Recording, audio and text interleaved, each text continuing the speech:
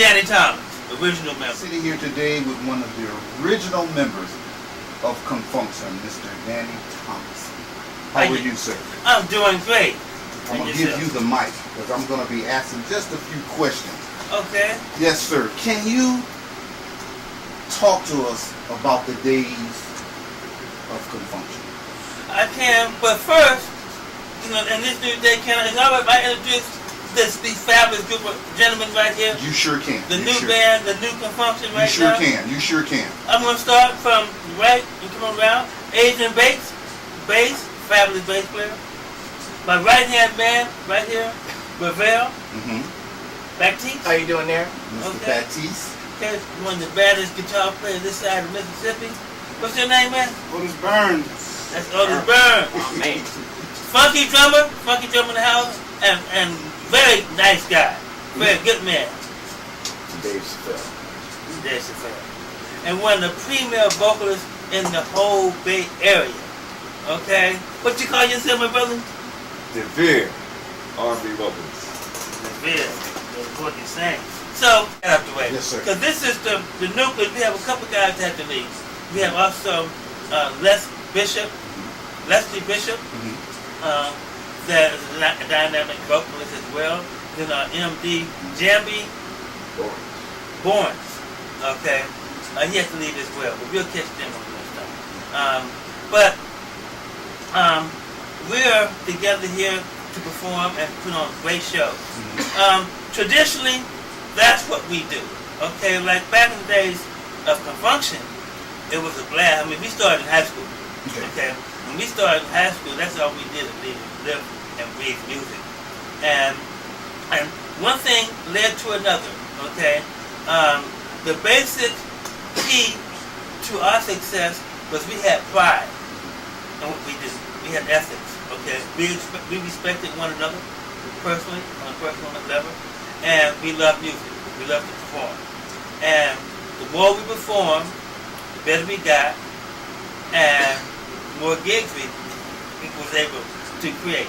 And one thing led to another until we got to the point where, actually, I give our manager, Joe Connors, at the time, he had a record store back in the day, and he saw us hustling, trying to, get gigs and stuff like that. So he decided to take us on this wing and help us. And but him also being a promotion person for Stax Records at the time, for people that don't know, Stax Records was the #1 record label at that time. That's right, back in the 70s. Right, out of Berkeley. No, out of Memphis, Tennessee. Oh, Memphis, that's You're right. talking about Fantasy. Yes. Yeah. So, when any of their acts came to town, we was able to go backstage, get in free, meet the artists and all that kind of stuff. So, the first act that we met with the Barcade, we opened up for the Barcade when they came to Basement Express. Okay. When we was in high school. Before my time. And we were pretty cocky because we were one of the baddest bands at the time. It was like us and Uptight was our rival. But they really wasn't our rival because we were in two different circuits. Okay. So, we did our little show at Basin Street West. But we had our own following and everything. Everybody cheered that. We think we feel cocky. We think we bad. What band was that? Project Soul. Yeah, Project Soul. And so when Barcades came out, they came out from the back of the stage, spinning trumpets, high stepping and just acting like a fool on stage. Turned it out. We was like, okay. Wow, these cats is off the chain, right? So we watched the whole show. We got the medal. We were real nice guys. They complimented us on what we were doing. But when we went back home, we revised our whole set. Okay, because see, West Coast bands. Okay, my favorite example is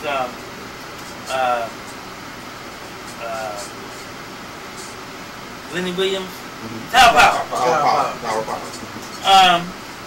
Now we have groups like, but I think one thing that inspired the Whispers because they travel a lot. Okay. They was known a whole lot on the East Coast and stuff, and that's how they got their routine and their step. But the bands basically just flat-footed, just play. Okay, play excellent. But wasn't it, they came with the jeans, have their beer on the side of the stage, and they just play. Big beer. Yeah, they may have their beer right next to it. Okay. But they playing though, okay? And they bad. I don't take nothing away from them. Okay. But when we got a chance to go arcades, the East Coast bands, they were fitted, they had on outfits, and they always had a routine. They came out, they performed, okay? They came out to put on a show, okay? Other than just performing, okay? And so we got a taste of that watching the arcades. So after that, we went home, we got our uniforms together, we got our little routines together, and we changed the whole concept of how we thought, okay? And so that was a turning point in our life. And then after that, the Soul Children, another group from Stax Records, came to town. And we were hired to play behind them. Okay. Okay? But I guess we got good marks. And so, we learned the whole show in a day. One day, 124-hour people learned the show. And that's the whole story behind that. Because all they bought was a drummer. Okay? And so, at the Oakland Auditorium. So, we did that show. We were scared to death. But the drummer really helped us out. But one thing I remember about that show was like when we did the intro, we started the intro and we knew our parts, but we still in high school, right? And so and these guys are bad. The Soul Children was two male, two female vocalists. The sweeter he is, that type of thing back in the day, Leonard Harmon. So the drummer, he saw how nervous we was, so he went pop pop pop pop, got off the drum, and we still playing. Okay. So always he just shot the heck out of us, So he walked over to everybody. He said, "Oh man, this is just a gig, man. Don't worry, don't sweat it." Walked over to me, man. Man, it's just a gig, man. Shake it off. Don't worry, it's gonna be okay. He went and talked to everybody in the band. Okay. And after he did that, he got back on the drum, and back in the groove. So he started us so bad. We were so impressed with what he did. We forgot how nervous we were that we got through the show. Okay. And they liked us. So a year later, they came back to Oakland. Okay. And so we were the type of group. When we went somewhere, we went together. We went as one. We all had our instruments and everything. Okay. We had a little band. We played everything. We practiced. We went. And so we went up, got right up front of the stage, and Norman West saw us, and he said, "I want to talk to you after the show." So we met with him after the show and said, he fired their band tonight. He wanted to hire us. They contracted us to be in Memphis, Tennessee, at the Memphis, Tennessee Coliseum for Thursday. That Thursday night. This was a Sunday that we came back and met with the manager and all that stuff. We went in the trailer. We went to Memphis, Tennessee, and that's how we left California. Okay. So one more thing, I gotta mention this.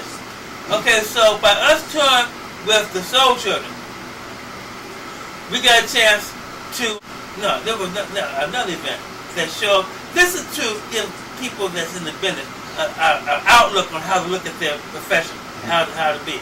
We also had a chance to be backstage with Rufus Thomas, but Rufus Thomas did a telethon. Okay. There was like 10,000 people. I think he took a helicopter and then came in at the very last minute. In Los Angeles? No, in San Francisco. Okay, and Uptax was supposed to play for him. Okay, so he walked up, but we backstage right there, when he walked up, and they asked him, well, "What you want us to play?" And he said, "Fuck you, shaking the court." And they said, "We don't know it." He said, "What?" And so I don't know who in the band, probably Mike Cooper, I don't know, said, "We know it. That's our favorite song. We play it every week." He said, "Come on." So we literally took the instruments out of their hand, okay, and 2 minutes later, Rufus Thomas says, "Rock, rock, da-da, rock, da-da, da-da," just like the record. Because we had the horns and everything, right? I think sometimes did too, but they didn't know the song. So we took advantage of opportunities when they came, and so okay. After that, he introduced us to his daughter. Okay. Carla Thomas. We went to Japan. We did the USO tour with Carla Thomas, and he loved it. He really helped us get established in the music business.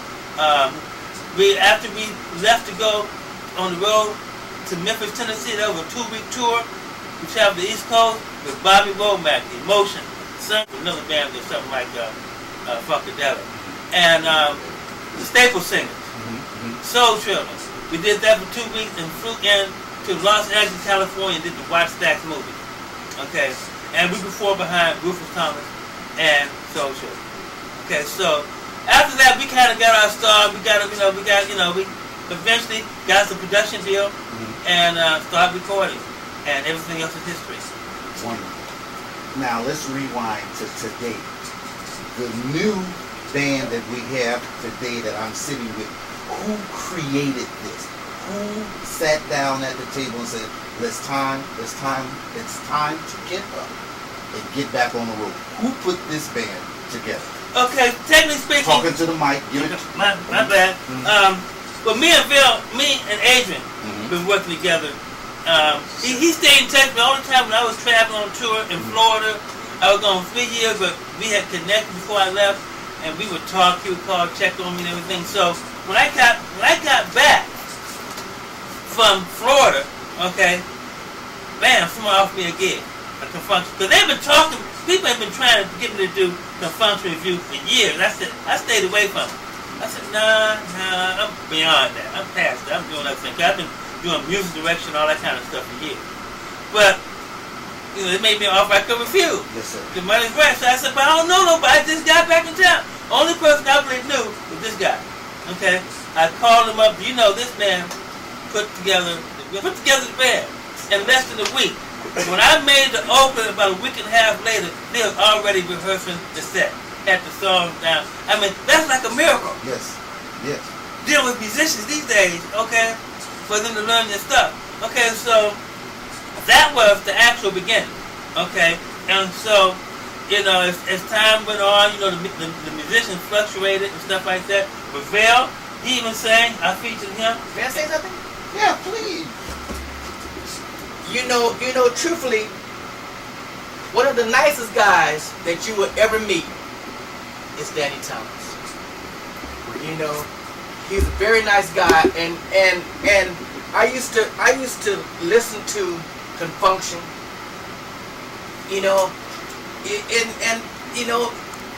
They was a good band. They was a good band, and I met mostly all of them. But Danny, to me, was the one that stood out. Everybody talked about Michael Cooper or Wooden Potter, but Danny he had a certain image about him, and he was so, he had so much prestige about himself. It made me like him. And then, when I heard that ConFunkShun was getting back together, and they left out the special part of their band was Danny. And I'm saying, man, what's the problem? And then, he told me to come to a show, and I went to one of Danny's shows, and he told me to come sing with him. So I sung with him. It was at the Berkeley Repertory Theater in Berkeley. And I witnessed one of the baddest bass players, Adrian. And I told Danny, I said, Danny, where'd you get this guy from? He said, Reveal, he's been playing with me for a long time. And I said, well, Danny, I got some more people that you would really love, And I introduced him to this band here.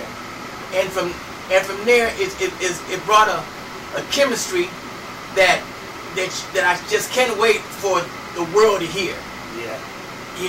It's very. I mean, it's like a, even though it's a ConFunkShun, but my favorite band was Earth, Wind & Fire, and I told Danny, I said, Danny, if I ever help you, I'm gonna give you a band like Earth, Wind & Fire. Yeah. Right on. Yeah. So I just want let everybody know that the special one to me out of ConFunkShun, and Danny has blessed me, and we're so happy to have him with us. I just can't wait for you guys, the folks, the world to hear his new ConFunkShun.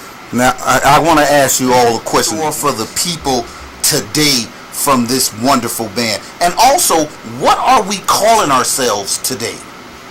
Right now we call ourselves Danny Thomas ConFunkShun, Danny Thomas original member of ConFunkShun. You can call us anything you want, just don't call us late for dinner. Okay? So basically that's our name. This is the Danny Thomas original member of ConFunkShun show. Now, what are we going to be looking for? Are we going to be looking for new material? Are we going to be listening to some of some of your old songs on stage? What's going to be in store when I sit down and when I get a $37.50 ticket to see you guys? Well, we're going to perform ConFunkShun biggest hits. Some of our favorite songs, the one that we chose, that we think that we want to select and put our little signature on, as well as we dropping singles. We dropping singles from this day every month. Okay, a new single coming from this band. We have one song out now called "Feed the Dream." Okay, it's a tribute to Martin Luther King, Nelson Mandela, and President Obama. Okay, and it's an inspirational, motivational type song, which we're going to have that out on the market by November, because it's a tribute to Black History Month and Martin Luther King, and we give a tribute to all our black leaders. But between then, we're going to be dropping some funky singles, okay, as a signature of what we're also about. So we have we'll be doing music for all types and everything, all kinds of music. Some beautiful ballads. I can't wait. We're going to be featuring Ravel on some great ballads. We're going to be featuring DeVere, okay, with his first tenor. So, and also Bishop, he's going to be out there as well. Now, do we have a choreographer? Are we going to be seeing some nice steps, some smooth stuff? Are we going to be seeing some of the old steps from back in the day? Or are we going to be stepping out? Are we going to be sweating, losing 50 pounds? What is this show going to be? Is it going to be a power show? Well, as far as choreography, this is the man right there. Comes up with the great ideas on choreography and how the group present themselves on stage, and he's very good at that. So I can guarantee you're going to see a lot of fun up on stage and a lot of coordination because of Reveal Baptiste. Right on. Because we all interject. This man over here, Adrian, man, he can't be still on stage. He can be all over the place. Okay, and so we're going to have to give the drummer some fire sticks.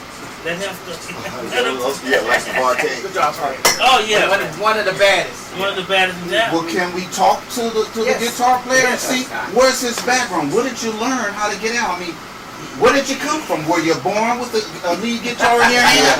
No, I wasn't born with lead guitar. My mom, she was a musician, and I guess that was instilled in me too. You know, she went out and got me a ukulele when I was like this. Didn't know how to play it, put it on my lap. And as we went by, time went by, she went and got me a guitar from Woolworths. Okay, so I didn't know how to tune that. One of James Brown's guitar player knew a neighbor of mine. He came by and helped me tune it. Showed me the ninth chord. Yes. And at the time, you had a band on every block at the time. You know, every block. So I joined a lot of bands at the time. I started learning a lot of different things. Yeah. My favorite artist as far as guitar player is Freddie Stone. So I'm in that funk kind of mode, which has been very funky. Yeah. And I enjoy doing it. Right up, my brother. Well, again, our time is up, and I just want to thank you guys so much for sitting down with us. We will be seeing you guys soon, hopefully on stage. We got some gigs coming up real soon. August 5th. August 5th, at the very close to the Marriott in Oakland. We'll be performing for the high school reunion. This is a command performance we did last year. They asked us to come back. So we're looking forward to that. Everybody can check that out. Well, again, that's all for today. We thank you, and